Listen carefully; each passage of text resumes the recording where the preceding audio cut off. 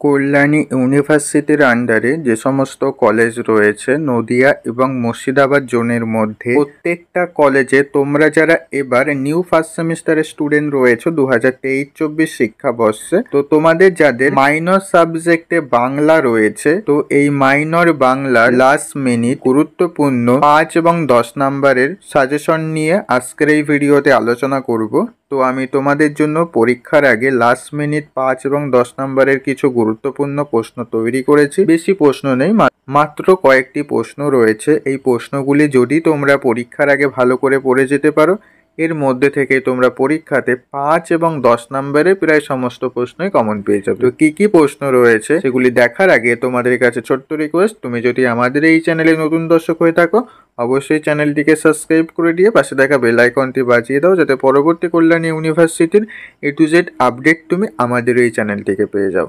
তাহলে চলো ভিডিওর মেন বিষয়ে আসা যাক। তো দেখো, স্ক্রিনের উপর তোমরা প্রত্যেকেই প্রশ্নগুলি দেখতে পাচ্ছ। দেখো, প্রথম প্রশ্নটা যেমন রয়েছে, চর্যাপদের সামাজিক চিত্র আলোচনা করো। এই প্রশ্নটাই তোমাদের পরীক্ষাতে অন্যরকমভাবে আসতে পারে যে চর্যাপদের সমকালীন সমাজ জীবনের যে ছবি ফুটে উঠেছে তা আলোচনা করো। তো এখানে ছবি বানানতে একটু মিস্টেক হয়েছে, টাইপিং মিস্টেক হয়েছে, তো একটু ঠিক করে নেবে। নাম্বার প্রশ্ন রয়েছে, বাংলা সাহিত্যে চর্যাপদের ঐতিহাসিক গুরুত্ব কতখানি তা লেখো। 3 নাম্বার প্রশ্ন রয়েছে, বাংলা রামায়ণের শ্রেষ্ঠ অনুবাদককে, তার কৃতিত্বের পরিচয় দাও। তো বাংলা রামায়ণের শ্রেষ্ঠ অনুবাদক হচ্ছে কৃত্তিবাস ওঝা, তো এনার সম্পর্কেই লিখতে হবে। পরের প্রশ্ন আছে, বাংলা অনুবাদ সাহিত্যে কাশিরাম দাসের কবি প্রতিভা আলোচনা করো। পরের প্রশ্ন রয়েছে, চর্যাপদ কে, কবে, কোথা থেকে আবিষ্কার করেন, এর সাহিত্য মূল্য বা কাব্যমূল্য বিচার করো। তো যে প্রশ্নগুলি দেখছো এগুলি কিন্তু এবার পরীক্ষার জন্য খুব ইম্পর্টেন্ট রয়েছে।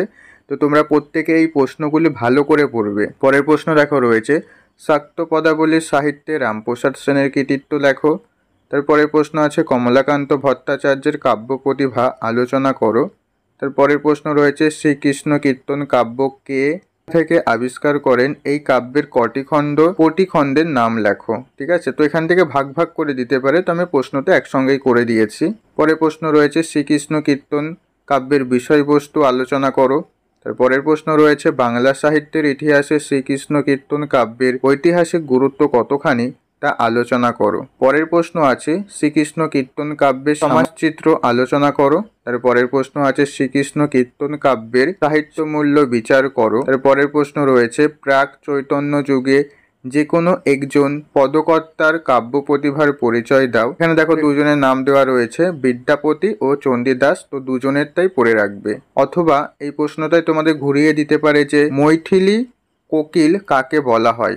তো এটা হবে কিন্তু বিদ্যাপতিকে বলা হয়। পদাবলীর সাহিত্যে তার অবদান লেখো, অর্থাৎ বিদ্যাপতির অবদানটা তোমাদেরকে লিখতে হবে। এই প্রশ্নটাও খুব ইম্পর্টেন্ট রয়েছে এবার পরীক্ষার জন্য। পরের প্রশ্ন রয়েছে, চৈতন্যর পরবর্তী যুগে যে কোনো একজন পদকর্তার কাব্য প্রতিভার পরিচয় দাও। তো এখানে দুজনের নাম দেওয়া আছে, তো দুজনের নামই তোমরা ভালো করে পড়বে। পরের প্রশ্ন তোমাদের টিকা দিতে পারে, চৈতন্য চরিতামিত্র, তো টিকা অন্যও দিতে পারে, তো আমি এই একটা টিকাই রেখেছি। তো যে প্রশ্নগুলি দিচ্ছে এই প্রশ্নগুলি কিন্তু এবার পরীক্ষার জন্য খুবই ইম্পর্টেন্ট রয়েছে।